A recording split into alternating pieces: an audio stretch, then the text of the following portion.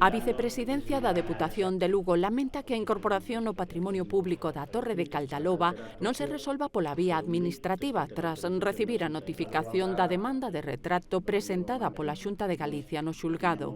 Nos lamentamos fondamente que recurran á vía xudicial, en primeiro lugar porque, tendo en conta o tempo que tardou en chegar esta demanda de retracto a nós, isto vai se alongar seguramente 1-2 anos e o único que imos estar facendo vai ser poñer en perigo esta fortificación.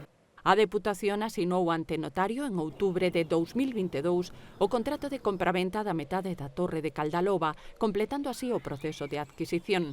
En novembro dese mesmo ano, a Xunta de Galicia comunicoulle a súa intención de exercer o seu dereito de tanteo.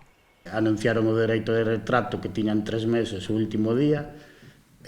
Despois agora enterámonos de que o xudicializaron, pero enterámonos 2 anos despois. Nos tratamos de ter reuniones con a Xunta de Galiza para chegar a un entente. Nós nunca nos negamos ese dereito de retracto. O que queremos é que sinceramente se bloqueou calquera tipo de iniciativa porque se iniciou por parte desta administración a compra.